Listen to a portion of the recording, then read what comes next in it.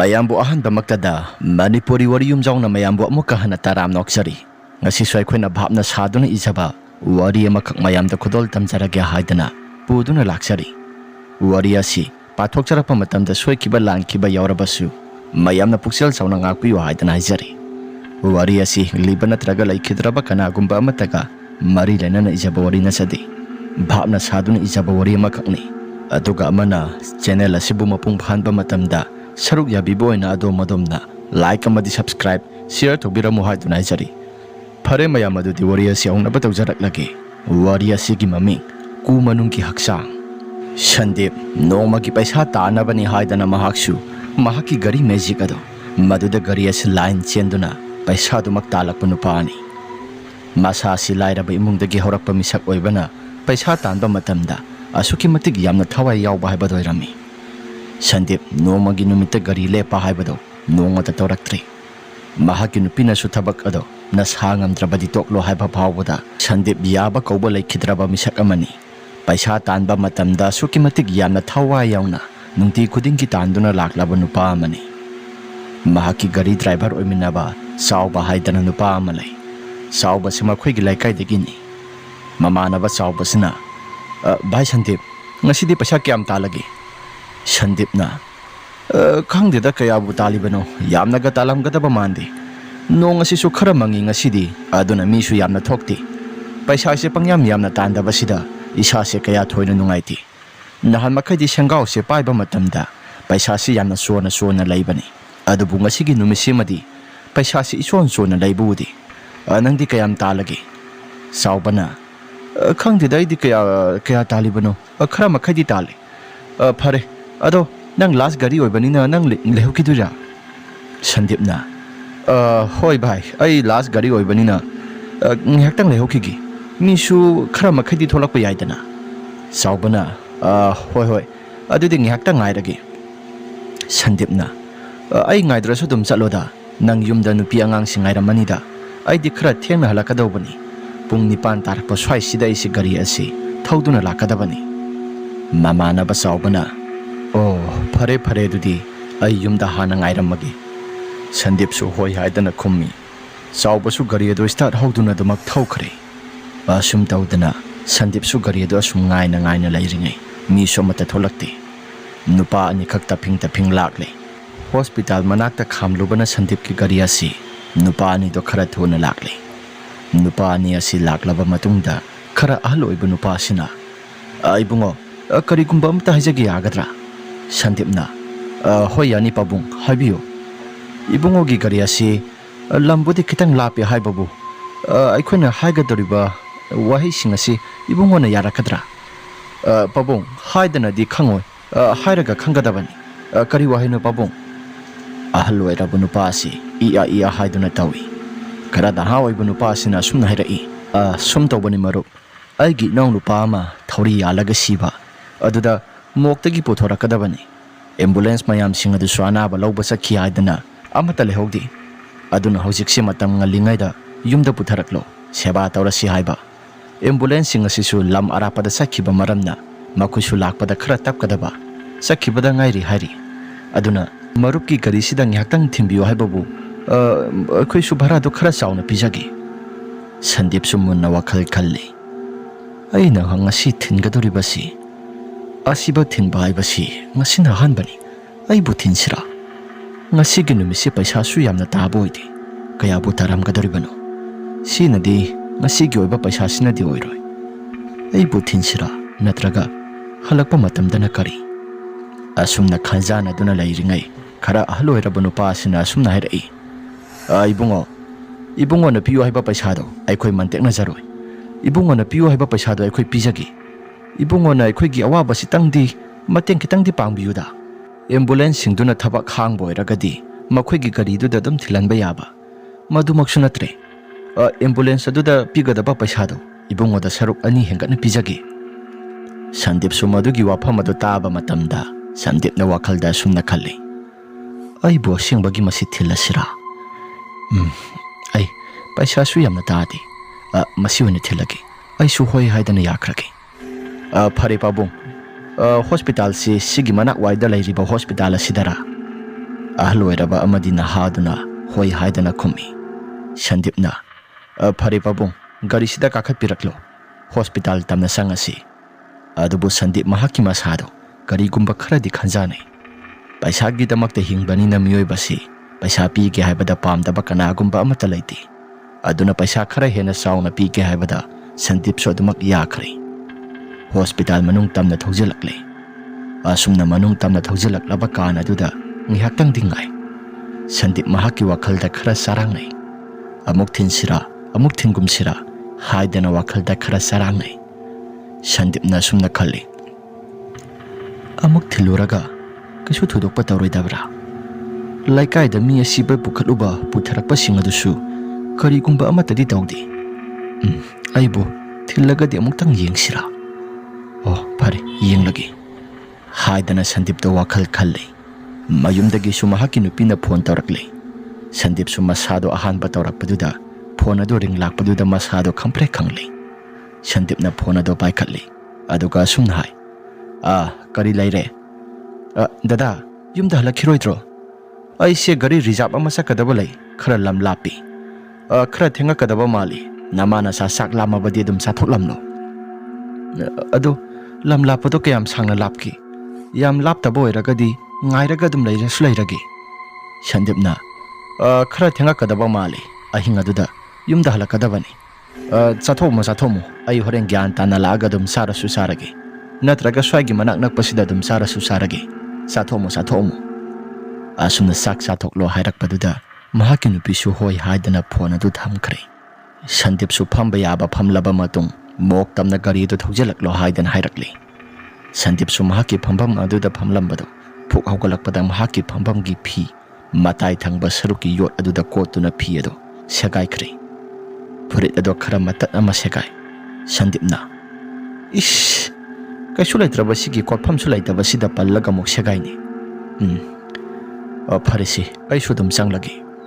Matang asida Sandip ki mahaki masada litliba purit asida sakhino haidana sakhina piba horaklabani. Mok tamna gari do maning laisinduna thorakle.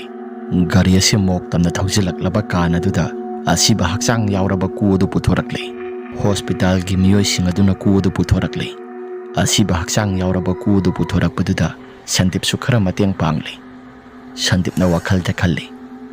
Karino asuk yamna lumba hakchang asidi. Laika gi misimina thokpa matamda thangkiba mayam singado sumna lumba ama tek tawdida. Sandip su wakhal khalli. Tasengba makti mathak thangba saruki ubak ado kuplamdre. Nungsi khara kana silakpa matamda mathak thangbada kupliba kuwado maduda kupliba phi adu su hulawno haidoki.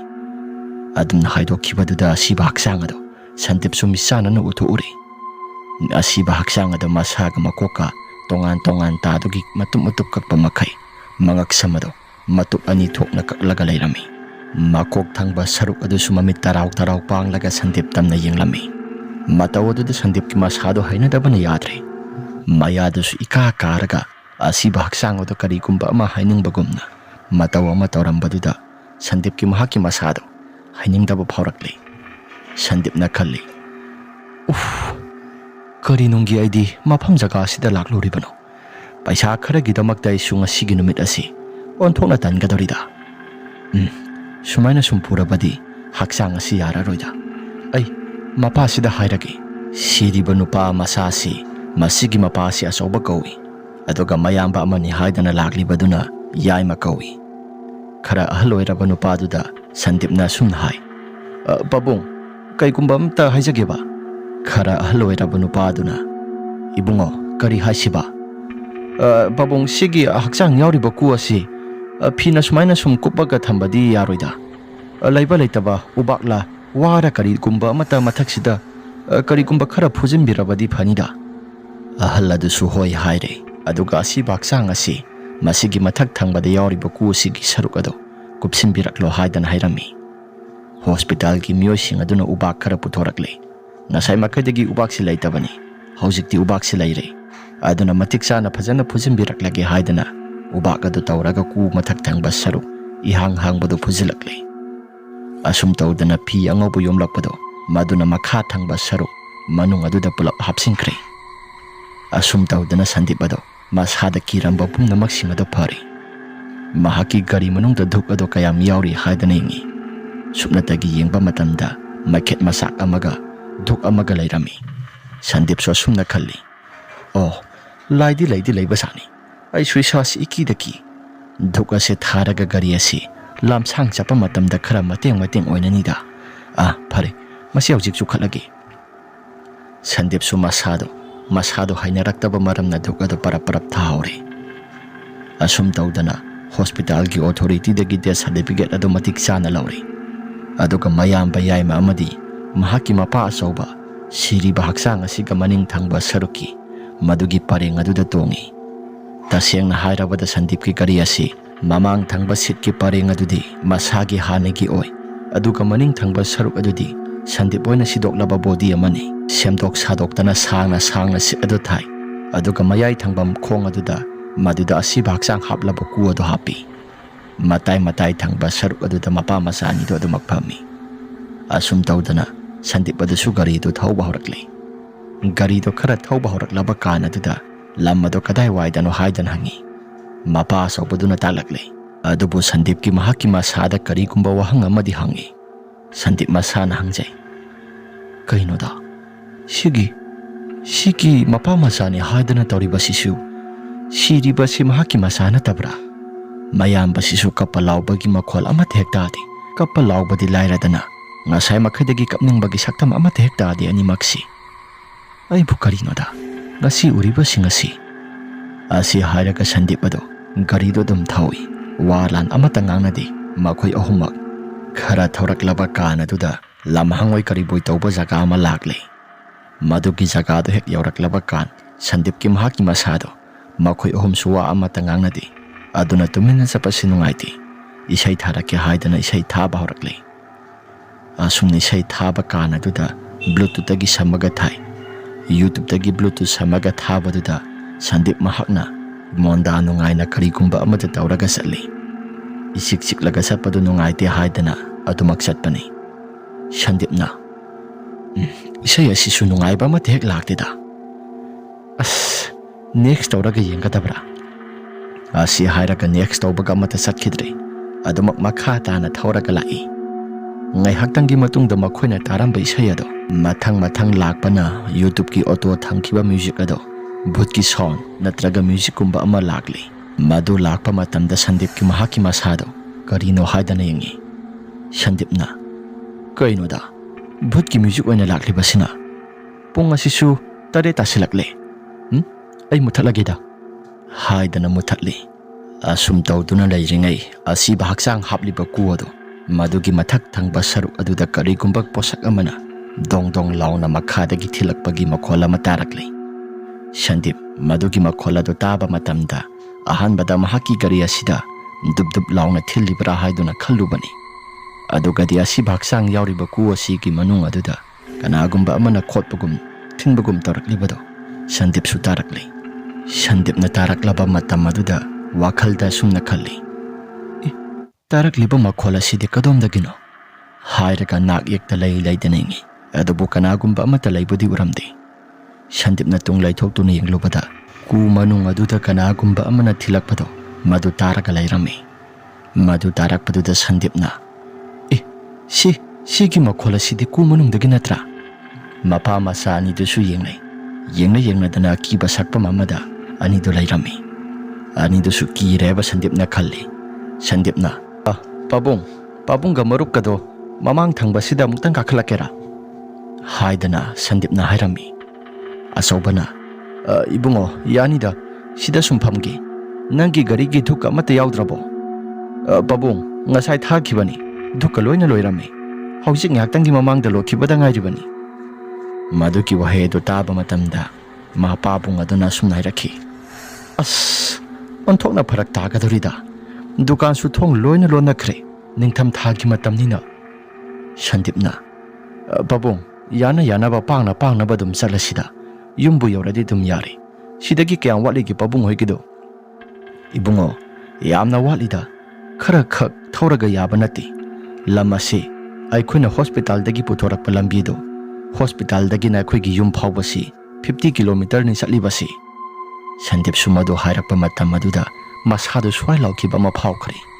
Sandipna Ish aduk yamna lapa lam madudi ngasaina haiba yadabra aisu yumda nupi angang lehori poni ngasai makai lapkani hairabadi kanagumba amaga pulap saminaba yabani as asi haidana Sandip badu lairami asobana asumna muk makha tarai ibungo tangai phadabani khanbiyu aikhusu upai leimandabaduda lam ase asengba sapsabidi haido audabani ibungo sauranu yare gari si makha tana dum thobiro aikhoi yum jaga du yorakanda dum hajarak lagi asum thobiyu oide chalu yeta chalu haibado aikhoi dum hajaraki Sandip su upai laiti ngasai makai khanglam labadi mahaki mashadusu gari asila amdrasu haidana wakhalda khali Sandipna ngasai makai lam jaga si hairak labadi kharasu phagadaba khara lapi hai aidi yamna lapkadaba mandi aduna gari si thorakpani as yumda hangadaba si sui thanta khakta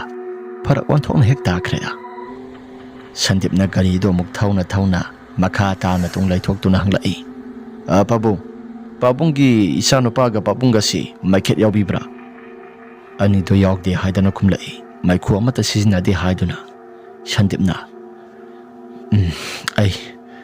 ai di kamai tawni sidi tawpham chafam khangdraba Sandip gari do makha tana do mak thaurakle makoina taklak pa jaga singado asumna Sandip gari do thauduna laklaba kana duda khara songba jaga ma yorakle jaga se khara su songi madugi sumathakta matai thangba sarukta lausing mayam amasu lainai Sandip madugi jaga do hek yorakpada masasi ningtham thagi matamna goisili khara su inglakle Sandip masadu supsinduna gari do muk thaurakle mingsel singado loini singkhatle Sandipna sum thauраklaba matam maduda ngasai makai de amata udabani adubu ikhang khangawdana kanagumba nupa amagi mitamgumna labuk thangba yet ki maike somdagi khara thuna karakle aduga Sandip ki mahaki driver thangba maike somda makokado pudrup launa laimai da kenduna masaga makoka tongan taaduna gari ki mamang thangba sar aduda lepaga lairami Sandip madu uba matamda break ado khangpha phai aduga mi du su khara thomkhre mi thomkibagi sanil khara phangbaduda Sandip mahaki masado kaidawrage haidana makha tana kumthaduna yenge khalli aduga amuksu kirakle maningda tongliba soba amadi mahaki masanupa yaima kaidawrage haidana hanglai Sandipna kashu thudokpa tawdida gari ki tayar asi kaibra kanoma tawi amuktang yenge haidana kumtharaga yengba matamda gari kumba amatadi lairamde Sandip mahaki masado ngakle mahaki phone do kaptuna yengbani asumna yengbaduda Sandip mahaki masado gari kumba khara khalakle lopok asi kari laibasano kashu thudokpadi amata lairamoi khalida phare ai sui sasi gari se khara thuna thauraga mafam jaka do yoraga panthaba tawdai suyumda dumak laklage haidana Sandip ado kakhat kya haidan hek tawba kana duda mahaki tung thangba saruk aduda kanagumba miwe amana lengchum maduda popop haina tharakle Sandip su kanano haidana laithok to nengri asumna yengluba kana duda makok yaudaba nupa amagi phibamda mahaki tung thangba saruk aduda saptingba makai lepaga lairami Sandip madu uba matamda khampare khangduna masado lawi adumna lawbaduda mapa masani dokum tharakle aduga Sandip ta sumna hai ibungo kaidawrage nasado Sandip su tungbang laidana yengi adubu kanagumba amata lairamdabaduda Sandip na sumna mo hai pabung sida kanagumba ama aigi wakhal nara khangdre sida kanagumba ama lairami makok somata yaudi Sandip ki wahai duda saubana ihe lao mafam jaga se thaina ngai dagi su adum kaigumba khara hainai hai lao mafam jaga se khara lanthoktuna thaurasi Sandip su masado tung laidana yengi kanano haibadi amuk yengpa matamda lairamdabaduda Sandip mahaki masado khara dingaklabani gari manungda khara thuna kakhalakle aduga gari gi sodo thimpham sadana makhut adu thak niktuna thille asumna yamna wana makhut adu thinduna gari do start horakle gari semuk thauba horakle asumna thauba horaklaba kana duda asiba habliba ku manungado maduda kanagumba amana lao khongduna tawbagi makholama tarai Sandip su madugi makhola do taba matamda makhoi ahumgi marakta ꯀꯅꯥꯒꯨꯝꯕ ꯑꯃꯗꯤ ꯂꯥꯎꯔꯦ ꯍꯥꯏꯕꯁꯤ ꯈꯪꯂꯛꯂꯦ꯫ ꯁꯟꯗꯤꯞꯅ ꯇꯨꯡ ꯂꯩꯊꯣꯛꯇꯨꯅ ꯃꯔꯨꯞ, ꯀꯔꯤꯒꯤꯅꯣ ꯒꯥꯔꯤ ꯃꯅꯨꯡꯗ ꯑꯗꯨ ꯌꯥꯝꯅ ꯀꯟꯅ ꯂꯥꯎꯔꯤꯕꯗꯤ? ꯇꯨꯡꯗ ꯇꯣꯡꯂꯤꯕ ꯌꯥꯏꯃꯅ ꯃꯔꯨꯞ, ꯑꯩꯅ ꯂꯥꯎꯕ ꯅꯠꯇꯦ, ꯁꯤꯒꯤ ꯑꯁꯤꯕ ꯍꯥꯞꯂꯤꯕ ꯀꯨ ꯑꯁꯤ ꯀꯩꯅꯣꯝ ꯏꯇꯧ ꯇꯧꯏ꯫ ꯁꯟꯗꯤꯞꯁꯨ ꯇꯧꯔꯤꯕ ꯄꯨꯝꯅꯃꯛꯁꯤꯡ ꯑꯁꯤ ꯀꯔꯤꯅꯣ ꯍꯥꯏꯗꯅ ꯋꯥꯈꯜꯗ ꯈꯜꯂꯛꯂꯦ꯫ ꯁꯟꯗꯤꯞꯅ ꯄꯥꯕꯨꯡꯒ ꯅꯕꯥꯅꯤ ꯃꯃꯥꯡꯁꯤꯗ ꯑꯃꯨꯛ ꯀꯥꯈꯠꯂꯒ ꯐꯝꯒꯦꯁꯨ ꯐꯝꯃꯨ ꯂꯥꯎ꯫ ꯁꯟꯗꯤꯞꯀꯤ ꯋꯥꯍꯩꯗꯨꯗ ꯃꯄꯥ ꯃꯆꯥ ꯑꯅꯤꯗꯣ ꯈꯔ ꯃꯈꯩꯗꯤ ꯀꯤꯕ ꯐꯥꯎꯔꯛꯂꯦ꯫ ꯑꯆꯧꯕꯁꯨ ꯃꯆꯥꯅꯨꯄꯥ ꯑꯇꯣꯝꯕ ꯑꯣꯏꯕꯅꯤꯅ ꯃꯁꯥꯗꯣ ꯈꯔ ꯀꯤꯔꯕꯁꯨ ꯀꯤꯅ ꯃꯁꯥꯗꯣ ꯃꯆꯥꯅꯨꯄꯥ ꯑꯣꯏꯖꯔꯕꯁꯨ ꯎꯄꯥꯏ ꯂꯩꯇ꯭ꯔꯦ꯫ ꯃꯃꯥꯡ ꯊꯪꯕ ꯁꯔꯨꯛ ꯑꯗꯨꯗ ꯀꯥꯈꯠꯂꯛꯂꯦ ꯑꯗꯨꯒ ꯐꯝꯂꯦ꯫ ꯃꯈꯥ ꯇꯥꯅ ꯒꯥꯔꯤꯗꯣ ꯊꯧꯗꯨꯅ ꯂꯥꯛꯂꯦ꯫ ꯑꯁꯨꯝꯅ ꯂꯥꯛꯂꯕ ꯀꯥꯟ ꯑꯗꯨꯗ ꯈꯔ ꯁꯥꯡꯅ ꯊꯧꯔꯛꯂꯦ꯫ ꯈꯔ ꯁꯥꯡꯅ ꯊꯧꯔꯛꯂꯕ ꯀꯥꯟ ꯑꯗꯨꯗ ꯁꯟꯗꯤꯞꯀꯤ ꯃꯍꯥꯛꯀꯤ ꯒꯥꯔꯤ ꯃꯅꯨꯡꯗ ꯌꯥꯎꯔꯤꯕ ꯀꯨ ꯑꯗꯣ ꯃꯗꯨꯒꯤ ꯃꯅꯨꯡ ꯑꯗꯨꯗ ꯀꯅꯥꯒꯨꯝꯕ ꯑꯃꯅ ꯂꯥꯎ ꯈꯣꯡꯗꯨꯅ ꯇꯧꯕꯗꯣ ꯑꯗꯨꯃꯛ ꯂꯦꯞꯄ ꯂꯩꯇꯅ ꯇꯥꯔꯛꯂꯤ꯫ ꯃꯈꯣꯏ ꯑꯍꯨꯝꯁꯨ ꯇꯧꯔꯤꯕ ꯄꯨꯝꯅꯃꯛꯁꯤꯡ ꯑꯁꯤ ꯈꯪꯂꯦ꯫ ꯀꯨ ꯑꯁꯤ ꯇꯝꯅꯔꯛꯑꯦ ꯍꯥꯏꯕ꯫ ꯁꯟꯗꯤꯞꯅ ꯁꯨꯃꯥꯏꯅ ꯁꯨꯝ ꯇꯝꯅꯕ꯭ꯔꯣ? ꯑꯩꯗꯤ ꯉꯁꯤꯅ ꯑꯍꯥꯟꯕꯅꯤ꯫ ꯌꯥꯏꯃꯅ ꯍꯥꯏꯔꯛꯏ, ꯏꯇꯥꯎ, ꯇꯧꯔꯤꯕ ꯄꯨꯝꯅꯃꯛꯁꯤꯡ ꯑꯁꯤ ꯀꯔꯤꯅꯣ ꯒ꯭ꯌꯥꯟ ꯃꯦꯟꯒ ꯑꯃꯠꯇ ꯍꯦꯛ ꯇꯥꯗꯦ꯫ ꯑꯆꯧꯕꯁꯨ ꯋꯥ ꯍꯥꯏꯔꯛꯏ, ꯏꯕꯨꯡꯉꯣ, ꯇꯧꯔꯤꯕ ꯊꯧꯗꯣꯛ ꯄꯨꯝꯅꯃꯛꯁꯤꯡ ꯑꯁꯤ ꯏꯄꯥꯗꯤ ꯒ꯭ꯌꯥꯟ ꯃꯦꯟꯒ ꯑꯃꯠꯇ ꯍꯦꯛ ꯇꯥꯗ꯭ꯔꯦ꯫ ꯏꯆꯥꯅꯨꯄꯥ ꯑꯁꯤ ꯃꯤꯒꯤ ꯄꯣꯠꯁꯦꯝꯖꯥꯗꯨꯅ ꯁꯤꯕꯅꯤ, ꯑꯗꯨꯒ ꯃꯥꯏꯕ ꯃꯥꯏꯕꯤꯗ ꯌꯦꯡꯂꯨꯕ ꯃꯇꯝꯗ ꯄꯣꯠꯁꯦꯝꯖꯥꯗꯨꯅ ꯁꯤꯕꯅꯤ ꯍꯥꯏꯔꯛꯏ꯫ ꯃꯀꯣꯛ ꯊꯪꯕ ꯁꯔꯨꯛ ꯑꯁꯤꯁꯨ ꯀꯅꯥꯅ ꯀꯛꯊꯠꯄꯤꯔꯝꯂꯤꯕꯅꯣ ꯈꯪꯗꯦ꯫ ꯇꯨꯔꯦꯜ ꯊꯪꯕ ꯁꯔꯨꯛ ꯑꯗꯣꯝꯗ ꯃꯀꯣꯛꯀ ꯃꯁꯥꯒ ꯈꯖꯤꯛꯇꯪ ꯉꯥꯏꯗꯨꯅ ꯇꯨꯞꯇꯨꯒꯤ ꯇꯧꯔꯒ ꯂꯩꯔꯝꯃꯤ꯫ ꯃꯇꯧ ꯑꯗꯨꯗ ꯑꯩꯈꯣꯏꯁꯤ ꯄꯨꯂꯤꯁ ꯂꯥꯛꯇꯨꯅ ꯀꯧꯔꯤ, ꯑꯗꯨꯒ ꯄꯨꯂꯤꯁꯇꯨꯅ ꯂꯥꯛꯂꯕ ꯃꯇꯨꯡ ꯊꯤꯖꯤꯟ ꯍꯨꯝꯖꯤꯟꯅꯕꯅꯤ ꯍꯥꯏꯗꯅ ꯑꯁꯤꯕ ꯍꯛꯆꯥꯡ ꯑꯁꯤ ꯄꯨꯈꯤꯕꯅꯤ꯫ ꯄꯣꯁꯃꯣꯔꯇꯦꯝ ꯂꯣꯏꯔꯕ ꯃꯇꯨꯡꯗ ꯄꯨꯂꯤꯁꯅꯁꯨ ꯅꯈꯣꯏꯒꯤ ꯑꯁꯤꯕ ꯍꯛꯆꯥꯡ ꯑꯗꯨ ꯂꯧꯕ ꯌꯥꯔꯅꯤ ꯍꯥꯏꯗꯅ ꯍꯣꯁꯄꯤꯇꯥꯜꯗ ꯀꯧꯔꯛꯈꯤ꯫ ꯃꯗꯨꯗꯒꯤ ꯑꯩꯈꯣꯏꯁꯦ ꯂꯥꯛꯄꯅꯤ꯫ ꯑꯩ ꯏꯆꯥꯅꯨꯄꯥꯁꯤ ꯐꯁꯨ ꯌꯥꯝꯅ ꯐꯩ, ꯒ꯭ꯌꯥꯟꯁꯨ ꯇꯥꯏ, ꯃꯍꯥꯛꯅ ꯈ꯭ꯋꯥꯏꯗꯒꯤ ꯑꯇꯣꯝꯕꯅꯤ꯫ ꯑꯗꯨꯅ ꯏꯆꯥꯅꯨꯄꯥ ꯑꯁꯤ ꯒ꯭ꯌꯥꯟꯁꯨ ꯇꯥꯕꯗꯨꯗ ꯃꯤꯅ ꯈꯔ ꯀꯜꯂꯛꯅꯩ꯫ ꯑꯩꯈꯣꯏꯒꯤ ꯌꯨꯝꯁꯤ ꯄꯣꯠꯁꯦꯝ ꯖꯥꯗꯨ ꯇꯧꯗꯨꯅ ꯏꯆꯥꯅꯨꯄꯥ ꯑꯁꯤ ꯀꯥꯎꯊꯣꯛꯇꯨꯅ ꯍꯥꯠꯄꯅꯤ, ꯑꯗꯨꯒ ꯃꯀꯣꯛ ꯑꯁꯤꯗ ꯊꯥꯡꯅ ꯌꯥꯜꯂꯝꯕꯅꯤ ꯍꯥꯏꯗꯅ ꯃꯌꯥꯝꯁꯤꯡꯅꯁꯨ ꯍꯥꯏꯅꯩ꯫ ꯈꯪꯗ꯭ꯔꯦꯗ ꯏꯕꯨꯡꯉꯣ, ꯀꯔꯤ ꯍꯥꯏꯒꯗꯕꯅꯣ?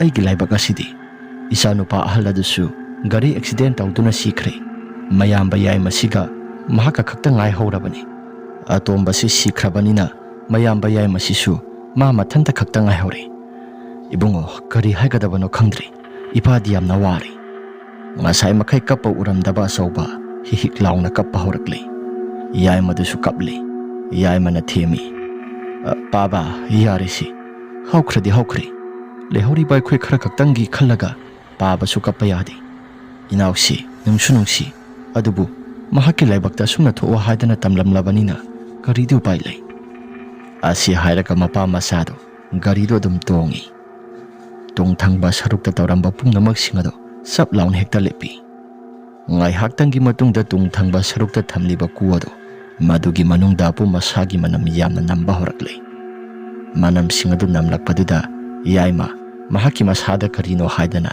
ꯃꯅꯝ ꯑꯗꯣ ꯑꯀꯣꯏꯕꯗꯨꯗ ꯂꯩꯗꯅ ꯌꯦꯡꯉꯤ꯫ ꯃꯅꯝꯁꯤꯡ ꯑꯗꯣ ꯀꯗꯥꯏꯋꯥꯏꯗꯒꯤꯅꯣ ꯍꯥꯏꯗꯅ ꯂꯩꯗꯅ ꯌꯦꯡꯉꯤ꯫ ꯌꯥꯏꯃꯅ ꯑꯁꯨꯝꯅ ꯌꯦꯡꯕ ꯀꯥꯟ ꯑꯗꯨꯗ ꯇꯨꯡ ꯊꯪꯕꯗ ꯂꯩꯔꯤꯕ ꯀꯨ ꯑꯁꯤ ꯃꯁꯤꯒꯤ ꯃꯅꯨꯡꯗꯒꯤꯅꯤ ꯍꯥꯏꯕꯁꯤ ꯈꯪꯂꯦ꯫ ꯌꯥꯏꯃꯅ, ꯄꯥꯕꯥ, ꯁꯤꯒꯤ ꯇꯨꯡ ꯊꯪꯕ ꯁꯔꯨꯛꯇ ꯂꯩꯔꯤꯕ ꯀꯨ ꯑꯁꯤ ꯁꯤꯗꯒꯤ ꯃꯅꯝꯁꯤ ꯃꯥꯜꯂꯤꯗ꯫ ꯌꯥꯏꯃꯒꯤ ꯃꯄꯥ ꯑꯆꯧꯕꯅ ꯑꯁꯨꯝꯅ ꯍꯥꯏꯔꯛꯏ, ꯉꯁꯥꯏꯗꯤ ꯃꯅꯝ ꯑꯃꯠꯇ ꯅꯝꯈꯤꯗꯕꯅꯤ, ꯄꯠꯊ ꯄꯨꯝꯊꯕꯁꯨ ꯑꯃꯠꯇ ꯇꯧꯈꯤꯗꯕꯅꯤ, ꯑꯗꯨꯒ ꯍꯧꯖꯤꯛꯅ ꯀꯗꯥꯏꯗꯒꯤ ꯃꯅꯝ ꯍꯥꯏꯗꯅ ꯉꯥꯡꯅꯔꯝꯃꯤ ꯃꯄꯥ ꯃꯆꯥꯅꯤꯗꯣ꯫ ꯒꯥꯔꯤꯁꯦ ꯑꯁꯨꯝ ꯈꯔ ꯊꯧꯔꯛꯂꯕ ꯀꯥꯟ ꯑꯗꯨꯗ ꯁꯟꯗꯤꯞꯅ ꯑꯁꯨꯝꯅ ꯍꯥꯏꯔꯛꯏ, ꯏꯇꯥꯎ, ꯅꯝꯂꯤꯕ ꯃꯅꯝꯁꯤꯕꯨ ꯇꯨꯡ ꯊꯪꯕ ꯁꯔꯨꯛꯇꯒꯤ ꯑꯣꯏꯒꯗ꯭ꯔꯥꯅꯦ? ꯑꯁ꯭ꯋꯥꯏꯁꯤꯗ ꯁꯥ ꯀꯩ ꯄꯠꯊ ꯄꯨꯝꯊꯕ ꯃꯅꯝꯁꯤꯡ ꯃꯥꯜꯂꯤꯗ꯫ ꯁꯟꯗꯤꯞꯀꯤ ꯋꯥꯍꯩ ꯑꯗꯨꯗ ꯌꯥꯏꯃꯅ ꯑꯁꯨꯝꯅ ꯍꯥꯏꯔꯛꯏ, ꯏꯇꯥꯎ, ꯑꯣꯏꯔꯝꯕꯁꯨ ꯑꯣꯏꯁꯅꯨ, ꯑꯗꯨꯕꯨ ꯇꯨꯡ ꯊꯪꯕ ꯁꯔꯨꯛꯇꯒꯤ ꯃꯥꯜꯂꯤ꯫ ꯃꯅꯝ ꯑꯁꯤ ꯑꯗꯨꯛꯀꯤ ꯃꯇꯤꯛ ꯌꯥꯝꯅ ꯀꯜꯂꯤ꯫ ꯁꯟꯗꯤꯞꯁꯨ ꯒꯥꯔꯤꯗꯣ ꯈꯔ ꯇꯞꯊꯅ ꯊꯧꯔꯛꯂꯦ, ꯑꯗꯨꯒ ꯇꯨꯡ ꯊꯪꯕ ꯁꯔꯨꯛ ꯑꯗꯨꯗ ꯌꯦꯡꯕ ꯃꯇꯝꯗ ꯇꯨꯡ ꯊꯪꯕ ꯁꯔꯨꯛꯇ ꯂꯩꯔꯤꯕ ꯀꯨ ꯑꯗꯨ ꯃꯌꯥ ꯈꯔ ꯀꯥꯈꯠꯂꯦ꯫ ꯁꯟꯗꯤꯞꯁꯨ ꯃꯗꯨ ꯎꯕ ꯃꯇꯝꯗ ꯁꯟꯗꯤꯞꯅ ꯑꯁꯨꯝꯅ ꯍꯥꯏꯔꯛꯏ, ꯏꯇꯥꯎ, ꯇꯨꯡ ꯊꯪꯕ ꯁꯔꯨꯛꯇ ꯂꯩꯔꯤꯕ ꯀꯨ ꯑꯁꯤꯕꯨ ꯉꯁꯥꯏꯗꯤ ꯐꯖꯅ UPSC ꯌꯩꯁꯤꯜꯂꯛꯈꯤꯒꯨꯝ ꯇꯧꯗꯥꯏꯅꯦ?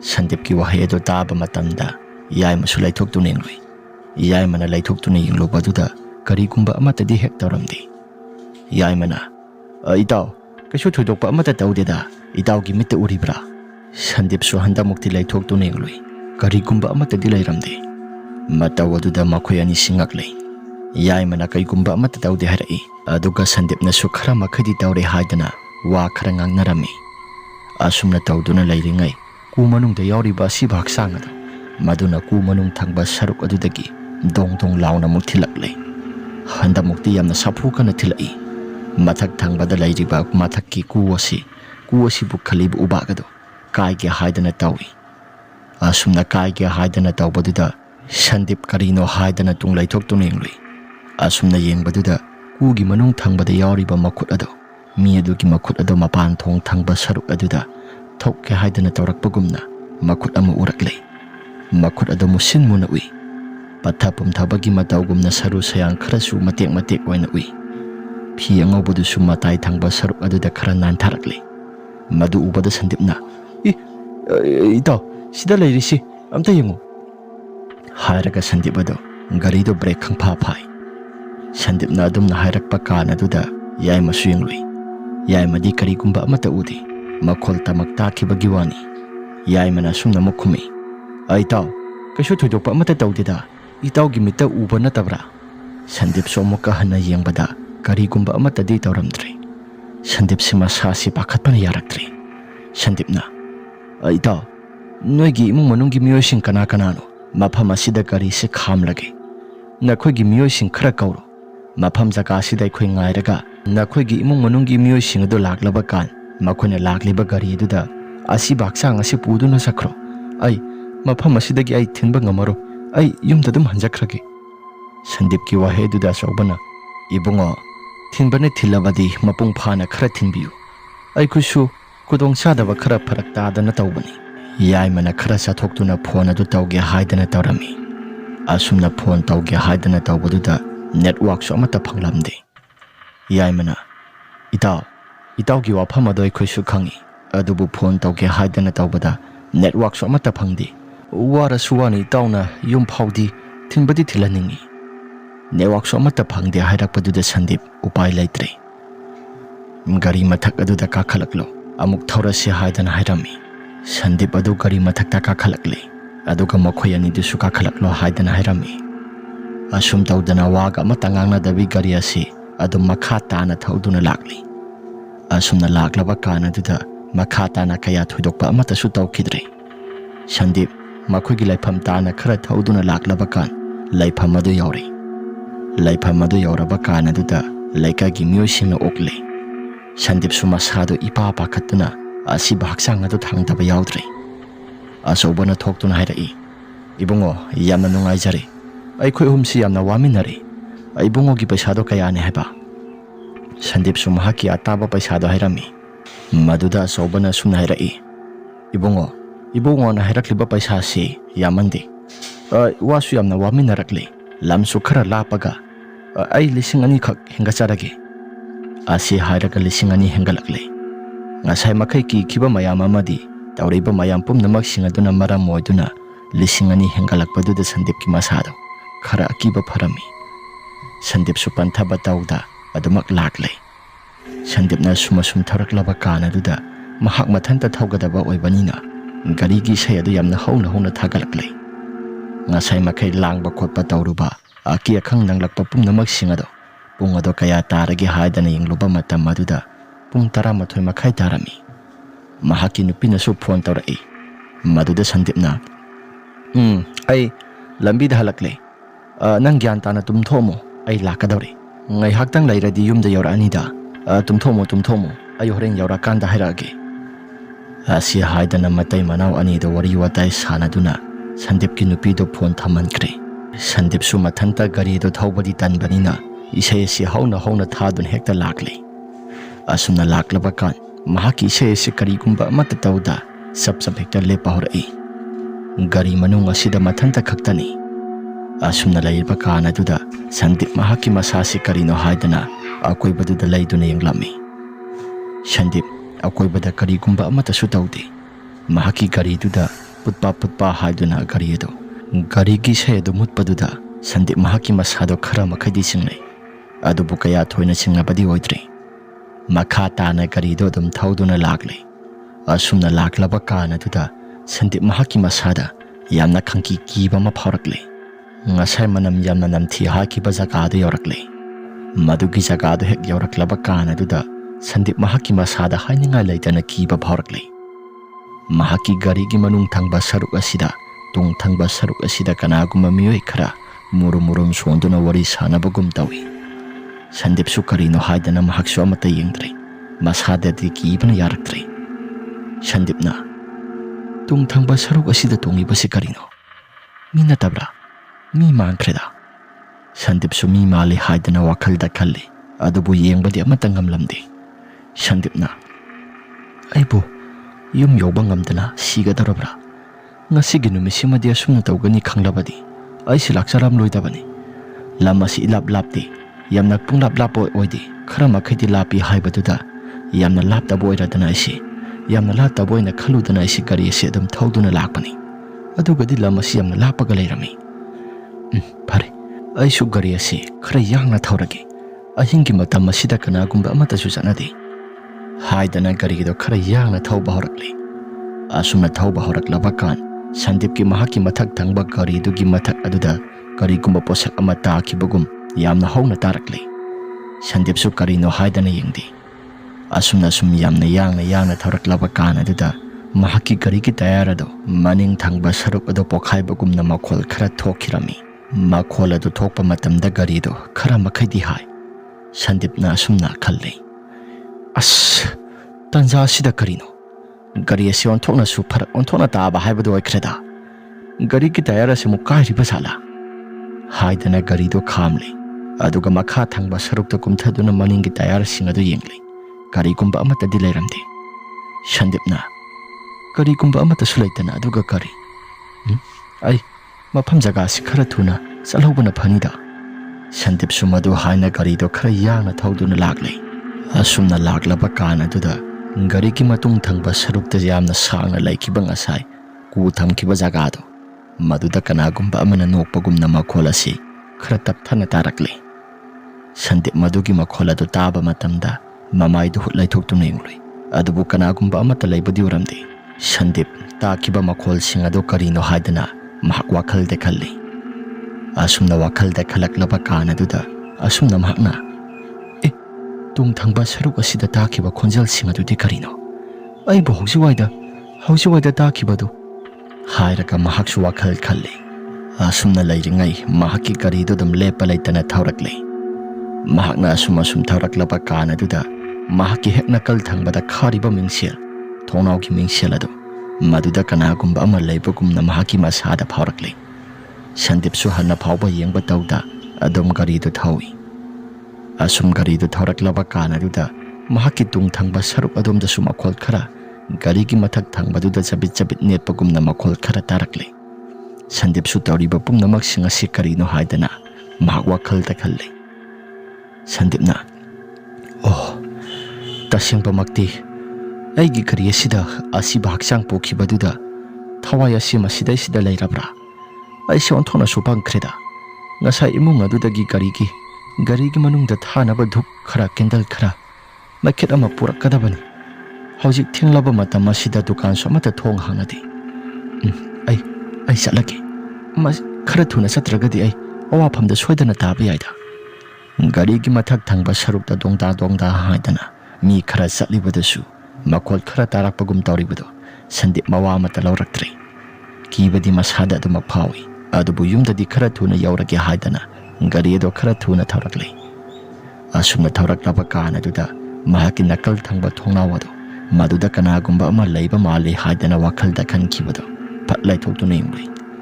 Asumna yengba kana duda kanano khangdaba nupa ama mamai mamit ado musin muba makai mamit aduna tarau panglaga ngorok ngoba makai leirami. Mamit tudi ngorok ngoraga tarau pangduna leirambaduda Sandip mahaki masada kirakle. Handa mukti masadu gari manung aduda kampare khamduna lawi. Asumna lawpaduda Sandip hawjik ngaktangi mamangdo kiba pumnamak singado muk leiramdre. Sandip masado kadai tana sakre haidana leidana yengi adubu kanagumba amata lakpadi uramde. Sandip na tung thangba saruk adom da haipet laithoktu nengloi. ꯀꯅꯥꯒꯨꯝꯕ ꯑꯃꯠꯇꯁꯨ ꯂꯥꯛꯇꯦ ꯑꯗꯨꯒ ꯀꯔꯤ ꯍꯥꯏꯗꯅ ꯁꯟꯗꯤꯞ ꯑꯗꯨ ꯃꯈꯥ ꯇꯥꯅ ꯑꯗꯨꯃꯛ ꯊꯧꯗꯨꯅ ꯂꯥꯛꯂꯦ ꯁꯟꯗꯤꯞꯁꯨ ꯒꯥꯔꯤꯗꯣ ꯃꯈꯥ ꯇꯥꯅ ꯊꯧꯗꯨꯅ ꯂꯥꯛꯂꯕ ꯀꯥꯟ ꯑꯗꯨꯗ ꯉꯁꯥꯏ ꯃꯍꯥꯛꯀꯤ ꯒꯥꯔꯤꯗꯨꯗ ꯀꯔꯤꯒꯨꯝꯕ ꯄꯣꯠꯁꯛ ꯑꯃ ꯆꯪꯁꯤꯜꯂꯛꯇꯨꯅ ꯊꯣꯝꯈꯤꯕꯒꯨꯝ ꯇꯧꯈꯤꯕ ꯃꯤ ꯑꯃ ꯆꯪꯁꯤꯜꯂꯛꯇꯨꯅ ꯊꯣꯝꯈꯤꯕꯒꯨꯝ ꯇꯧꯈꯤꯕ ꯖꯒꯥꯗꯨ ꯌꯧꯔꯛꯂꯦ ꯃꯗꯨꯒꯤ ꯃꯐꯝ ꯖꯒꯥꯗꯨ ꯌꯧꯔꯛꯂꯕ ꯀꯥꯟ ꯑꯗꯨꯗ ꯁꯟꯗꯤꯞ ꯃꯍꯥꯛꯀꯤ ꯒꯥꯔꯤ ꯑꯁꯤ ꯀꯔꯤꯒꯨꯝꯕ ꯄꯣꯠꯁꯛ ꯑꯃꯅ ꯐꯦꯔꯦ ꯐꯦꯔꯦ ꯍꯥꯏꯕꯒꯨꯝꯅ ꯅꯣꯝꯕ ꯍꯧꯔꯛꯂꯦ ꯁꯟꯗꯤꯞ ꯇꯧꯔꯤꯕ ꯃꯑꯣꯡ ꯃꯇꯧꯁꯤꯡ ꯑꯁꯤꯗ ꯃꯍꯥꯛꯀꯤ ꯃꯁꯥꯗꯣ ꯍꯥꯏꯐꯝ ꯇꯧꯐꯝ ꯑꯃꯠꯇ ꯈꯪꯗꯦ ꯁꯟꯗꯤꯞꯅ ꯑꯩꯒꯤ ꯒꯥꯔꯤ ꯑꯁꯤ ꯉꯁꯤꯒꯤ ꯅꯨꯃꯤꯠꯁꯤꯗ ꯀꯔꯤꯅꯣ ꯃꯤ ꯑꯁꯤꯕꯨ ꯄꯨꯔꯨꯕꯁꯤꯅ ꯑꯩꯒꯤ ꯈꯨꯗꯣꯡꯊꯤꯕ ꯃꯌꯥꯝꯁꯤꯡ ꯑꯁꯤ ꯅꯪꯕꯅꯤꯗ ꯁꯟꯗꯤꯞ ꯃꯍꯥꯛꯀꯤ ꯃꯁꯥꯗ ꯑꯁꯨꯝꯅ ꯈꯜꯂꯤ ꯑꯗꯨꯒ ꯒꯥꯔꯤꯗꯣ ꯃꯈꯥ ꯇꯥꯅ ꯑꯗꯨꯃꯛ ꯊꯧꯗꯨꯅ ꯂꯥꯛꯂꯦ ꯑꯁꯨꯝꯅ ꯂꯥꯛꯂꯕ ꯀꯥꯟ ꯃꯍꯥꯛꯀꯤ ꯒꯥꯔꯤꯒꯤ ꯃꯍꯥꯛꯀꯤ ꯃꯇꯨꯡ ꯊꯪꯕ ꯁꯔꯨꯛ ꯑꯗꯣꯝꯗ ꯃꯤꯑꯣꯏ ꯈꯔ ꯖꯨꯖꯥ ꯇꯧꯗꯨꯅ ꯋꯥꯔꯤ ꯁꯥꯟꯅꯔꯤꯕꯗꯣ ꯁꯟꯗꯤꯞꯀꯤ ꯃꯍꯥꯛꯀꯤ ꯃꯃꯥꯡ ꯊꯪꯕ ꯃꯤꯡꯁꯦꯜ ꯑꯗꯨꯗ ꯌꯦꯡꯊꯣꯛꯂꯨꯔꯦ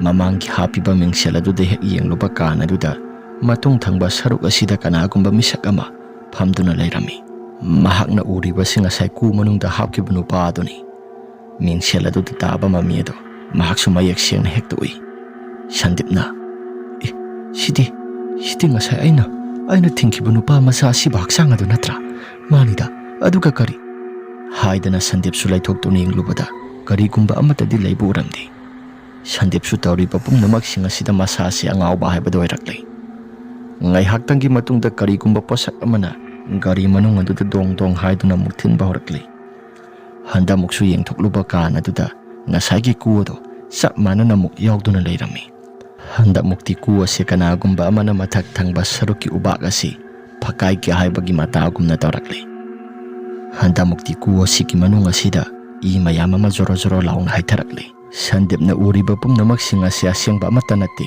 ꯃꯍꯥꯛꯀꯤ ꯃꯃꯤꯠꯇ ꯎꯍꯟꯕꯅꯤ ꯁꯟꯗꯤꯞꯅ ꯎꯔꯤꯕ ꯄꯨꯝꯅꯃꯛꯁꯤꯡ ꯑꯁꯤ ꯀꯔꯤꯅꯣ ꯑꯩꯒꯤ ꯏꯁꯥꯁꯤ ꯉꯥꯎꯗꯨꯅ ꯆꯠꯀꯗꯧꯔꯤꯕ꯭ꯔꯥ ꯇꯧꯔꯤꯕꯁꯤꯡ ꯑꯁꯤ ꯀꯔꯤꯅꯣ ꯍꯥꯏꯗꯅ ꯁꯟꯗꯤꯞ ꯑꯗꯨ ꯌꯥꯝꯅ ꯀꯤꯅ ꯂꯩꯔꯝꯃꯤ ꯑꯁꯨꯝꯅ ꯂꯩꯔꯤꯉꯩ ꯁꯟꯗꯤꯞ ꯃꯍꯥꯛꯀꯤ ꯃꯁꯥꯗꯣ ꯑꯀꯤ ꯇꯨꯖꯨꯡꯕ ꯈꯔ ꯐꯥꯎꯔꯛꯄꯗꯨꯗ ꯃꯃꯥꯡ ꯊꯥꯅ ꯒꯥꯔꯤꯗꯣ ꯌꯥꯝꯅ ꯌꯥꯡꯅ ꯊꯧꯕ ꯍꯧꯔꯛꯂꯦ ꯑꯁꯨꯝꯅ ꯌꯥꯡꯅ ꯊꯧꯔꯛꯄꯗꯨꯗ ꯁꯟꯗꯤꯞ ꯃꯍꯥꯛꯀꯤ ꯃꯁꯥꯗꯣ ꯂꯩꯇꯥꯐꯝ ꯑꯃꯠꯇ ꯈꯪꯂꯛꯇ꯭ꯔꯕꯅꯤ ꯉꯥꯏꯍꯥꯛꯇꯪꯒꯤ ꯃꯇꯨꯡꯗ ꯁꯟꯗꯤꯞ ꯑꯗꯣ ꯇꯝꯅꯕ ꯄꯨꯝꯅꯃꯛꯁꯤꯡ ꯇꯥꯔꯝꯕ ꯃꯈꯣꯜ ꯃꯌꯥꯝꯁꯤꯡ ꯑꯃꯠꯇ ꯎꯕ ꯐꯪꯈꯤꯗ꯭ꯔꯦ ꯇꯥꯕ ꯐꯪꯈꯤꯗ꯭ꯔꯦ ꯁꯟꯗꯤꯞꯁꯨ ꯃꯁꯥꯗꯣ ꯈꯔ ꯅꯦ ꯇꯥꯅ ꯒꯥꯔꯤꯗꯣ ꯊꯧꯗꯨꯅ ꯂꯥꯛꯂꯦ ꯑꯗꯨꯕꯨ ꯐꯕ꯭ꯔꯥ ꯍꯥꯏꯗꯨꯅ ꯋꯥꯈꯜꯗ ꯈꯟꯗꯨꯅ ꯑꯗꯨꯝ ꯂꯥꯛꯏ ꯋꯥꯈꯜꯗꯁꯨ ꯇꯝꯅꯕ ꯐꯈ꯭ꯔꯦ ꯍꯥꯏꯗꯅ ꯒꯥꯔꯤꯗꯣ ꯂꯦꯞꯄ ꯂꯩꯇꯅ ꯑꯗꯨꯝ ꯊꯧꯗꯨꯅ ꯂꯥꯛꯏ ꯑꯁꯨꯝꯅ ꯂꯥꯛꯂꯕ ꯀꯥꯟ ꯑꯗꯨꯗ ꯒꯥꯔꯤꯒꯤ ꯃꯅꯨꯡ ꯑꯗꯨꯗ ꯀꯅꯥꯒꯨꯝꯕ ꯑꯃꯅ ꯀꯞꯄ ꯂꯥꯎꯕꯒꯤ ꯃꯈꯣꯜ ꯈꯔ ꯇꯥꯕ ꯐꯪꯂꯛꯂꯦ ꯃꯈꯣꯜ ꯑꯗꯨ ꯇꯥꯕ ꯃꯇꯝꯗ ꯁꯟꯗꯤꯞ ꯃꯍꯥꯛꯀꯤ ꯃꯁꯥꯗꯣ ꯑꯃꯨꯛꯀ ꯍꯦꯟꯅ ꯀꯤꯕ ꯐꯥꯎꯔꯛꯂꯦ ꯁꯟꯗꯤꯞ ꯃꯍꯥꯛꯅ ꯈꯜꯂꯤ ꯑꯩ ꯉꯁꯤꯒꯤ ꯅꯨꯃꯤꯠ ꯑꯁꯤ ꯌꯨꯝ ꯌꯧꯕ ꯉꯝꯗꯅ ꯑꯗꯨꯝ ꯁꯤꯕ ꯇꯥꯔꯕ꯭ꯔꯥ ꯁꯣꯏꯗ꯭ꯔꯦ ꯑꯩ ꯌꯨꯝ ꯌꯧꯕ ꯉꯝꯗꯅ ꯁꯤꯕ ꯁꯣꯏꯗ꯭ꯔꯦ ꯁꯟꯗꯤꯞ ꯃꯍꯥꯛꯀꯤ ꯃꯆꯤꯟꯗ ꯑꯁꯨꯝꯅ ꯁꯣꯜꯂꯤ ꯑꯁꯨꯝꯅ ꯁꯣꯟꯕ ꯀꯥꯟ ꯑꯗꯨꯗ ꯃꯍꯥꯛꯀꯤ ꯃꯇꯥꯏ ꯊꯪꯕ ꯁꯔꯨꯛꯇ ꯁꯤꯠ ꯑꯃ ꯏꯍꯥꯡ ꯍꯥꯡꯗꯨꯅ ꯂꯩꯕꯗꯣ ꯃꯗꯨꯗ ꯀꯅꯥꯒꯨꯝꯕ ꯑꯃ ꯐꯝꯕꯒꯨꯝꯅ ꯁꯅꯤꯜ ꯈꯔ ꯐꯪꯂꯛꯂꯦ ꯁꯟꯗꯤꯞꯁꯨ ꯁꯅꯤꯜ ꯈꯔ ꯐꯪꯉꯤ ꯍꯥꯏꯕꯒꯤ ꯋꯥꯅꯤ ꯂꯩꯊꯣꯛꯇꯨꯅ ꯑꯃꯠꯇ ꯌꯦꯡꯗꯦ ꯁꯟꯗꯤꯞ ꯆꯨꯝꯇ꯭ꯔꯤꯡ ꯆꯨꯝꯅ ꯒꯥꯔꯤ ꯑꯗꯨ ꯊꯧꯏ ꯅꯥꯀꯜꯗ ꯐꯝꯕꯒꯨꯝ ꯇꯧꯔꯤꯕ ꯃꯤꯁꯛ ꯑꯗꯣ ꯁꯟꯗꯤꯞ ꯇꯝꯅ ꯂꯩꯗꯅ ꯌꯦꯡꯂꯛꯄꯒꯨꯝ ꯇꯧꯏ ꯁꯟꯗꯤꯞꯅ ꯅꯥꯀꯜꯗ ꯐꯝꯂꯤꯕꯁꯤ ꯀꯅꯥꯅꯣ ꯑꯩ ꯌꯦꯡꯕꯗꯤ ꯌꯥꯝꯅ ꯀꯤꯔꯦ ꯀꯅꯥ ꯑꯣꯏꯒꯗꯧꯔꯤꯕ ꯁꯤꯗꯤ ꯁꯟꯗꯤꯞꯁꯨ ꯋꯥꯈꯜꯗ ꯈꯜꯂꯤ ꯑꯗꯨꯕꯨ ꯌꯦꯡꯊꯣꯛꯄꯗꯤ ꯇꯧꯗꯦ ꯁꯟꯗꯤꯞꯁꯨ ꯑꯃꯨꯛꯇꯪꯗꯤ ꯌꯦꯡꯒꯦ ꯍꯥꯏꯗꯨꯅ ꯋꯥꯈꯜꯗ ꯈꯜꯂꯛꯂꯦ ꯒꯥꯔꯤ ꯑꯗꯨ ꯈꯔ ꯇꯞꯊꯅ ꯒꯥꯔꯤ ꯑꯗꯨ ꯊꯧꯗꯨꯅ ꯑꯗꯨꯃꯛ ꯂꯥꯛꯂꯦ ꯑꯗꯨꯒ ꯁꯟꯗꯤꯞꯀꯤ ꯅꯥꯀꯜꯗ ꯂꯩꯔꯤꯕ ꯃꯤꯁꯛ ꯑꯗꯣ ꯀꯅꯥꯅꯣ ꯍꯥꯏꯗꯅ ꯃꯍꯥꯛꯁꯨ ꯍꯥꯏꯐꯦꯠ ꯂꯩꯊꯣꯛꯇꯨꯅ ꯌꯦꯡꯂꯨꯏ ꯑꯁꯨꯝꯅ ꯂꯩꯊꯣꯛꯇꯨꯅ ꯌꯦꯡꯂꯨꯕ ꯀꯥꯟ ꯑꯗꯨꯗ ꯅꯨꯄꯥ ꯑꯃ ꯁꯟꯗꯤꯞꯇ ꯃꯨꯟꯅ ꯌꯦꯡꯗꯨꯅ ꯅꯣꯛꯈꯤ ꯇꯧꯗꯨꯅ ꯂꯩꯔꯝꯃꯤ ꯃꯇꯧ ꯑꯗꯨꯗ ꯁꯟꯗꯤꯞ ꯃꯍꯥꯛꯀꯤ ꯃꯁꯥꯗꯣ ꯌꯥꯝꯅ ꯀꯤꯅ ꯂꯥꯎꯏ ꯃꯗꯨꯅꯁꯨ ꯂꯣꯏꯗ꯭ꯔꯤ ꯅꯨꯄꯥꯗꯨꯒꯤ ꯃꯀꯣꯛ ꯑꯗꯣ ꯊꯔꯣ ꯑꯣꯟꯊꯈ꯭ꯔꯦ ꯃꯉꯛ ꯁꯝ ꯑꯗꯨꯒ ꯄꯨꯂꯞ ꯇꯠꯇꯨꯅ ꯃꯉꯛ ꯁꯝ ꯑꯗꯨ ꯇꯠꯇꯨꯅ ꯃꯁꯥꯗꯒꯤ ꯇꯣꯉꯥꯟ ꯇꯥꯔꯒ ꯁꯟꯗꯤꯞꯀꯤ ꯒꯥꯔꯤ ꯃꯅꯨꯡ ꯑꯗꯨꯗ ꯅꯨꯄꯥꯗꯣ ꯌꯥꯝꯅ ꯀꯟꯅ ꯍꯦꯛꯇ ꯅꯣꯛꯈꯠꯂꯛꯏ ꯑꯁꯤꯕ ꯍꯛꯆꯥꯡꯒꯤ ꯃꯍꯥꯛꯀꯤ ꯃꯀꯣꯛ ꯑꯗꯨꯅ ꯀꯟꯅ ꯅꯣꯛꯂꯛꯄꯗꯨꯗ ꯁꯟꯗꯤꯞ ꯃꯍꯥꯛꯀꯤ ꯃꯁꯥꯗꯣ ꯌꯥꯝꯅ ꯑꯀꯤ ꯇꯨꯖꯨꯡꯕ ꯐꯥꯎꯗꯨꯅ ꯒꯥꯔꯤ ꯃꯅꯨꯡ ꯑꯗꯨꯗ ꯋꯥꯈꯜ ꯃꯥꯡꯕ ꯍꯥꯏꯕꯗꯨ ꯑꯣꯏꯈ꯭ꯔꯦ ꯁꯟꯗꯤꯞ ꯒ꯭ꯌꯥꯟ ꯃꯦꯟ ꯇꯥꯗꯅ ꯑꯗꯨꯝ ꯋꯥꯟꯊꯈ꯭ꯔꯦ ꯃꯍꯥꯛꯅ ꯒ꯭ꯌꯥꯟ ꯇꯥꯔꯛꯂꯕ ꯃꯇꯝ ꯌꯨꯝ ꯑꯃꯗ ꯍꯤꯞꯇꯨꯅ ꯂꯩꯔꯝꯃꯤ ꯃꯍꯥꯛꯀꯤ ꯃꯅꯥꯛꯇꯁꯨ ꯅꯨꯄꯥ ꯑꯃ ꯃꯀꯣꯛꯇ ꯀꯣꯌꯦꯠ ꯌꯦꯠꯇꯨꯅ ꯂꯩꯔꯝꯃꯤ ꯁꯟꯗꯤꯞꯅ ꯑꯩꯅ ꯂꯩꯔꯤꯁꯤ ꯀꯗꯥꯏꯋꯥꯏꯗ ꯀꯗꯥꯏꯋꯥꯏꯗꯅꯣ ꯑꯩꯅ ꯂꯩꯔꯤꯁꯤ? ꯅꯨꯄꯥꯗꯨꯅ ꯏꯕꯨꯡꯉꯣ ꯅꯪ ꯒ꯭ꯌꯥꯟ ꯇꯥꯔꯛꯂꯕ꯭ꯔꯥ? ꯁꯟꯗꯤꯞꯁꯨ ꯃꯁꯥꯗꯨ ꯏꯉꯥꯎ ꯉꯥꯎꯅ ꯒ꯭ꯌꯥꯟ ꯇꯥꯔꯦ. ꯑꯗꯣ ꯑꯩꯅ ꯂꯩꯔꯤꯁꯤ ꯀꯗꯥꯏꯋꯥꯏꯗꯅꯣ? ꯅꯨꯄꯥꯗꯨꯅ ꯁꯦ ꯋꯥꯗꯣ ꯉꯥꯏꯍꯥꯛꯇꯪ ꯉꯥꯡꯈꯤꯅꯨ. ꯉꯥꯏꯍꯥꯛꯇꯪ ꯂꯩꯔꯒ ꯅꯪꯅ ꯂꯩꯔꯤꯕ ꯃꯐꯝ ꯖꯒꯥꯁꯤ ꯈꯪꯉꯒꯗꯕꯅꯤ. ꯁꯦ ꯁꯤꯒꯤ ꯃꯍꯤ ꯑꯁꯤ ꯊꯛꯆꯤꯜꯂꯨ. ꯁꯟꯗꯤꯞꯁꯨ ꯃꯍꯤ ꯑꯗꯨ ꯊꯛꯆꯤꯜꯂꯤ. ꯁꯟꯗꯤꯞꯅ ꯄꯥꯕꯨꯡ ꯑꯩꯅ ꯂꯩꯔꯤꯁꯤ ꯀꯗꯥꯏꯋꯥꯏꯗꯅꯣ ꯑꯃꯨꯛꯇꯪ ꯍꯥꯏꯕꯤꯒꯦꯔꯥ? ꯁꯟꯗꯤꯞꯀꯤ ꯃꯍꯥꯛꯀꯤ ꯃꯅꯥꯛꯇ ꯂꯩꯔꯤꯕ ꯅꯨꯄꯥꯗꯨ ꯃꯍꯥꯛꯅ ꯍꯥꯏꯔꯛꯏ, ꯑꯩꯒꯤ ꯃꯤꯡ ꯁꯦꯂꯨꯡ ꯀꯧꯏ. ꯂꯩꯀꯥꯏꯁꯤꯗ ꯃꯥꯏꯕ ꯑꯣꯏꯅꯁꯨ ꯊꯧ ꯇꯧꯏ. ꯅꯪꯒꯤ ꯈꯨꯗꯣꯡꯊꯤꯕ ꯊꯣꯛꯄꯗꯨꯗ ꯂꯩꯀꯥꯏꯒꯤ ꯅꯍꯥꯁꯤꯡ ꯅꯣꯡꯉꯥꯜꯂꯝꯗꯥꯏꯒꯤ ꯃꯇꯝꯗ ꯋꯥꯀꯤꯡ ꯆꯠꯄ ꯅꯍꯥꯁꯤꯡꯅ ꯊꯦꯡꯅꯕ ꯃꯥꯜꯂꯤ. ꯑꯗꯨꯗ ꯃꯁꯤꯗꯤ ꯂꯥꯏꯒꯤ ꯇꯤꯟꯒꯤ ꯑꯣꯏꯔꯝꯒꯗꯕ ꯃꯥꯜꯂꯤ. ꯈꯨꯜ ꯂꯩꯀꯥꯏꯁꯤꯗꯁꯨ ꯍꯣꯁꯄꯤꯇꯥꯜ ꯑꯃꯠꯇ ꯂꯩꯇꯦ. ꯃꯥꯏꯕꯁꯨ ꯑꯃꯠꯇ ꯂꯩꯇꯦ. ꯒꯥꯔꯤꯁꯨ ꯊꯧꯕ ꯌꯥꯕ ꯅꯍꯥ ꯑꯍꯩꯕ ꯑꯃꯠꯇ ꯂꯩꯇꯕꯗꯨꯗ ꯃꯈꯣꯏꯅ ꯑꯩꯒꯤ ꯏꯅꯥꯛꯇ ꯄꯨꯁꯤꯜꯂꯛꯄꯅꯤ. ꯅꯪꯒꯤ ꯅꯁꯥꯗꯣ ꯀꯩꯁꯨ ꯊꯣꯏꯗꯣꯛꯄ ꯑꯃꯠꯇ ꯇꯧꯗ꯭ꯔꯕ꯭ꯔꯥ?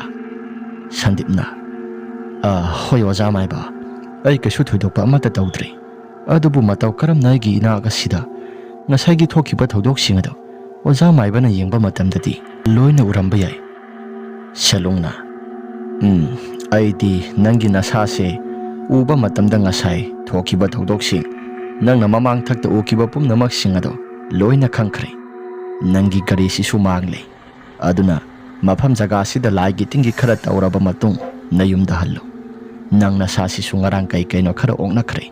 ꯌꯦꯡꯉꯨ ꯏꯕꯨꯡꯉꯣ, ꯑꯍꯤꯡꯒꯤ ꯃꯇꯝꯗ ꯃꯤ ꯑꯁꯤꯕ ꯄꯨꯁꯦ ꯍꯥꯏꯔꯛꯄ ꯂꯝ ꯂꯥꯞꯂꯕꯁꯨ ꯄꯩꯁꯥꯒꯤꯗꯃꯛꯇꯗꯤ ꯅꯪ ꯅꯊꯋꯥꯏ ꯈꯨꯕꯥꯛꯇ ꯍꯥꯞꯇꯨꯅ ꯆꯠꯀꯅꯨ. ꯑꯍꯤꯡꯒꯤ ꯃꯇꯝꯗ ꯑꯁꯤꯕ ꯄꯨꯕ ꯍꯥꯏꯕꯁꯤ ꯃꯤ ꯀꯅꯥꯒꯨꯝꯕ ꯑꯃꯒ ꯂꯣꯏꯅꯗꯨꯅ ꯑꯗꯨꯃꯛ ꯆꯠꯂꯨ. ꯑꯗꯨꯕꯨ ꯅꯪ ꯅꯊꯟꯗ ꯆꯠꯄꯗꯨꯗꯤ ꯇꯧꯒꯅꯨ. ꯅꯊꯟꯗ ꯆꯠꯂꯨꯕꯒꯤ ꯗꯁꯥꯅꯤ ꯉꯁꯤ ꯅꯪꯅ ꯇꯥꯔꯤꯕꯁꯤ. ꯅꯪꯅ ꯉꯔꯥꯡ ꯄꯨꯔꯤꯕ ꯑꯁꯤꯕꯗꯣ ꯏꯆꯝ ꯆꯝꯕ ꯑꯁꯤꯕ ꯅꯠꯇꯦ.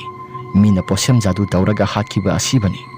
ꯅꯪꯒꯤ ꯒꯥꯔꯤ ꯃꯅꯨꯡ ꯑꯁꯤꯗꯁꯨ ꯏ ꯈꯔ ꯇꯩꯔꯝꯃꯤ. ꯏ ꯇꯩꯔꯤꯕꯗꯣ ꯑꯇꯩ ꯀꯔꯤꯒꯨꯝꯕ ꯑꯃꯠꯇ ꯅꯠꯇꯦ. ꯃꯍꯥꯛꯀꯤ ꯃꯉꯛꯁꯝ ꯑꯗꯨꯗ ꯀꯛꯊꯠꯈꯤꯕꯗꯣ ꯃꯗꯨꯗꯒꯤ ꯈꯔ ꯊꯣꯛꯂꯛꯄ ꯏꯁꯤꯡ ꯑꯗꯨꯅꯤ. ꯐꯔꯦꯁꯦ, ꯅꯪꯒꯤ ꯒꯥꯔꯤ ꯑꯁꯤ ꯃꯁꯤꯒꯤ ꯃꯐꯝ ꯖꯒꯥ ꯑꯁꯤꯗ ꯐꯖꯅ ꯊꯧꯖꯤꯜꯂꯛꯎ. ꯑꯩꯒꯤ ꯁꯨꯃꯥꯡ ꯑꯁꯤꯗ ꯊꯧꯖꯤꯜꯂꯛꯎ. ꯑꯖꯥ ꯄꯨꯖꯥ ꯈꯔ ꯇꯧꯊꯣꯛꯁꯤ. ꯁꯟꯗꯤꯞꯁꯨ ꯃꯁꯥꯗꯨ ꯀꯤꯅ ꯒꯥꯔꯤꯗꯨ ꯊꯧꯖꯤꯜꯂꯛꯂꯤ. ꯃꯥꯏꯕ ꯁꯦꯂꯨꯡꯅ ꯈꯔ ꯈꯨꯔꯝ ꯊꯣꯛꯂꯤ. ꯃꯥꯏꯕ ꯁꯦꯂꯨꯡꯅ ꯈꯨꯔꯝꯂꯕ ꯃꯇꯨꯡꯗ ꯒꯥꯔꯤꯗꯣ ꯐꯖꯅ ꯁꯦꯡꯅ ꯆꯥꯝꯊꯣꯛꯂꯤ. ꯃꯥꯏꯕ ꯁꯦꯂꯨꯡꯅ ꯍꯥꯏꯔꯛꯏ, ꯌꯦꯡꯉꯣ ꯏꯕꯨꯡꯉꯣ, ꯍꯌꯦꯡꯈꯩꯗꯤ ꯃꯁꯤꯒꯤ ꯒꯥꯔꯤ, ꯅꯪꯒꯤ ꯒꯥꯔꯤ, ꯄꯦꯁꯦꯟꯖꯔ ꯆꯨꯝꯅ ꯄꯨꯅꯔꯤꯕ ꯒꯥꯔꯤ ꯑꯁꯤꯗ ꯑꯁꯤ ꯑꯅꯥ ꯑꯃꯠꯇ ꯄꯨꯒꯅꯨ. ꯃꯁꯤ ꯅꯪꯒꯤ ꯐꯅꯕ ꯑꯩꯅ ꯍꯥꯏꯕꯤꯕ ꯄꯥꯎꯇꯥꯛ ꯑꯃꯅꯤ. ꯃꯥꯏꯕ ꯁꯦꯂꯨꯡꯒꯤ ꯋꯥꯐꯝ ꯑꯗꯨꯗ ꯁꯟꯗꯤꯞꯅ ꯍꯣꯏ ꯑꯣꯖꯥ ꯃꯥꯏꯕ, ꯑꯩ ꯚꯥꯞ ꯇꯥꯖꯔꯦ. ꯑꯁꯨꯝ ꯇꯧꯗꯅ ꯁꯟꯗꯤꯞ ꯑꯗꯨ ꯃꯌꯨꯝꯗ ꯂꯥꯛꯂꯤ. ꯃꯌꯨꯝꯗ ꯂꯥꯛꯂꯕ ꯀꯥꯟꯅꯗꯨꯗ ꯉꯔꯥꯡ ꯊꯣꯛꯈꯤꯕ ꯊꯧꯗꯣꯛꯁꯤꯡ ꯑꯗꯨ ꯃꯍꯥꯛꯀꯤ ꯅꯨꯄꯤꯗ ꯂꯣꯏꯅ ꯇꯝꯂꯤ. ꯃꯍꯥꯛꯀꯤ ꯅꯨꯄꯤꯁꯨ ꯊꯣꯛꯂꯤꯕ ꯊꯧꯗꯣꯛꯁꯤꯡ ꯑꯗꯨ ꯈꯪꯂꯕ ꯀꯥꯟꯅꯗꯨꯗ ꯁꯟꯗꯤꯞꯇ ꯑꯁꯨꯝ ꯍꯥꯏꯔꯛꯏ, ꯈꯨꯗꯣꯡꯊꯤꯕ ꯅꯪꯂꯦ ꯈꯪꯂꯕꯗꯤ ꯉꯔꯥꯡ ꯀꯣꯛ ꯍꯥꯏꯔꯛꯄ ꯌꯥꯗ꯭ꯔꯣ? ꯑꯩꯗꯤ ꯁꯤꯗꯩꯁꯤꯗ ꯇꯨꯝꯐꯝ ꯆꯥꯐꯝꯁꯨ ꯑꯃꯠꯇ ꯅꯨꯡꯉꯥꯏꯇꯦ. ꯃꯗꯨꯒꯤꯁꯨ ꯃꯊꯛꯇ ꯃꯪ ꯍꯥꯗ ꯀꯔꯤꯅꯣ ꯅꯪꯁꯤ ꯌꯥꯝꯅ ꯑꯋꯥ ꯑꯅꯥ ꯇꯥꯕꯒꯨꯝꯅ, ꯊꯋꯥꯏ ꯃꯌꯥꯝ ꯑꯃꯅ ꯄꯨꯕꯒꯨꯝꯅ ꯇꯧꯔꯝꯃꯤ. ꯑꯋꯥ ꯑꯅꯥ ꯇꯥꯔꯕꯗꯤ ꯐꯣꯟ ꯀꯣꯛ ꯇꯧꯔꯛꯇꯨꯅ ꯍꯥꯏꯔꯛꯄ ꯌꯥꯕꯗꯨꯗ. ꯁꯟꯗꯤꯞꯅ ꯑꯩꯅ ꯉꯔꯥꯡ ꯊꯦꯡꯅꯈꯤꯕ ꯄꯨꯝꯅꯃꯛꯁꯤꯡ ꯑꯗꯣ, ꯇꯧꯔꯤꯕ ꯃꯌꯥꯝꯁꯤꯡ ꯑꯗꯨꯅ ꯃꯔꯝ ꯑꯣꯏꯗꯨꯅ ꯑꯩ ꯐꯣꯟ ꯇꯧꯔꯛꯀꯦ, ꯄꯥꯎ ꯐꯥꯎꯔꯛꯀꯦ ꯍꯥꯏꯕꯒ ꯑꯃꯠꯇ ꯈꯟꯈꯤꯗ꯭ꯔꯦ. ꯐꯔꯦꯁꯦ, ꯑꯩ ꯉꯁꯤꯗꯤ ꯀꯩꯁꯨ ꯊꯣꯏꯗꯣꯛꯄ ꯑꯃꯠꯇ ꯇꯧꯗ꯭ꯔꯤ. ꯉꯔꯥꯡꯗꯣ ꯑꯩꯅ ꯈ꯭ꯋꯥꯏꯗꯒꯤ ꯑꯀꯣꯟꯕ ꯎꯈꯤꯕ ꯃꯤꯇꯝ ꯑꯗꯣ, ꯃꯗꯨ ꯎꯈꯤꯕꯗꯨꯗ ꯑꯩꯁꯤ ꯋꯥꯈꯜ ꯋꯥꯗꯅ ꯑꯩꯁꯤ ꯑꯗꯨꯃꯛ ꯋꯥꯟꯊꯈ꯭ꯔꯕꯅꯤ. ꯑꯗꯨꯕꯨ ꯂꯥꯏꯕꯛ ꯐꯕ ꯑꯃꯅ ꯃꯥꯏꯕ ꯁꯦꯂꯨꯡ ꯍꯥꯏꯗꯅ ꯈꯨꯜ ꯑꯗꯨꯒꯤ ꯃꯥꯏꯕ ꯑꯃ ꯂꯩꯔꯝꯃꯤ. ꯃꯥꯏꯕꯗꯨꯅ ꯑꯩꯁꯦ ꯐꯖꯅ ꯌꯦꯡꯂꯕ ꯃꯇꯨꯡ ꯑꯩꯁꯨ ꯉꯁꯤꯒꯤ ꯅꯨꯃꯤꯠ ꯑꯁꯤ ꯌꯨꯝꯗ ꯒ꯭ꯌꯥꯟ ꯇꯥꯅ ꯍꯜꯂꯛꯄ ꯉꯝꯕꯅꯤ. ꯅꯠꯇ꯭ꯔꯒꯗꯤ ꯑꯩ ꯃꯐꯝ ꯖꯒꯥ ꯑꯃꯛꯇꯗ ꯑꯩꯁꯤ ꯁꯤꯔꯝꯕ ꯌꯥꯅ ꯂꯩ. ꯑꯁꯨꯝ ꯇꯧꯗꯅ ꯋꯥꯔꯤꯁꯤꯡ ꯑꯗꯨ ꯁꯥꯔꯤ. ꯋꯥꯔꯤ ꯑꯗꯨ ꯁꯥꯔꯕ ꯃꯇꯨꯡ ꯁꯟꯗꯤꯞꯁꯨ ꯃꯇꯨꯡ ꯃꯅꯥꯎꯗꯤ ꯃꯤ ꯑꯁꯤꯕꯁꯤ ꯄꯨꯗꯨꯅ ꯆꯠꯂꯔꯣꯏ ꯍꯥꯏꯕꯁꯤ ꯃꯍꯥꯛꯀꯤ ꯅꯨꯄꯤꯗ ꯍꯥꯏꯔꯝꯃꯤ. ꯑꯁꯨꯝ ꯇꯧꯗꯅ ꯁꯟꯗꯤꯞ ꯃꯇꯨꯡ ꯇꯥꯔꯛꯄꯗ ꯃꯤ ꯑꯁꯤꯕ ꯍꯛꯆꯥꯡ ꯑꯁꯤ ꯒꯥꯔꯤ ꯑꯁꯤꯗ ꯑꯃꯨꯛ ꯍꯟꯅ ꯍꯥꯞꯈꯤꯗ꯭ꯔꯦ. ꯃꯍꯥꯛꯁꯨ ꯍꯥꯟꯅꯒꯤ ꯃꯇꯧꯒꯨꯝꯅ ꯒꯥꯔꯤ ꯑꯁꯤ ꯑꯗꯨꯝ ꯊꯧꯗꯨꯅ ꯁꯦꯜ ꯇꯥꯟꯗꯨꯅ ꯑꯗꯨꯃꯛ ꯂꯩꯔꯝꯃꯤ. ꯋꯥꯔꯤ ꯑꯁꯤ ꯃꯇꯥꯡ ꯑꯁꯤꯗ ꯂꯣꯏꯁꯤꯟꯖꯔꯤ. ꯋꯥꯔꯤ ꯑꯁꯤ ꯅꯨꯡꯉꯥꯏꯕꯤꯔꯕꯗꯤ ꯂꯥꯏꯛ ꯑꯃꯗꯤ ꯁꯕꯁꯀ꯭ꯔꯥꯏꯕ, ꯁꯤꯌꯔ ꯇꯧꯕꯤꯔꯝꯃꯣ ꯍꯥꯏꯗꯨꯅ ꯍꯥꯏꯖꯔꯤ. ꯐꯔꯦ ꯃꯌꯥꯝ, ꯑꯗꯨꯗꯤ ꯋꯥꯔꯤ ꯑꯁꯤ ꯃꯇꯥꯡ ꯑꯁꯤꯗ ꯂꯣꯏꯁꯤꯜꯂꯕꯅꯤꯅ ꯃꯊꯪꯒꯤ ꯋꯥꯔꯤꯗ ꯊꯦꯡꯅꯔꯁꯤ.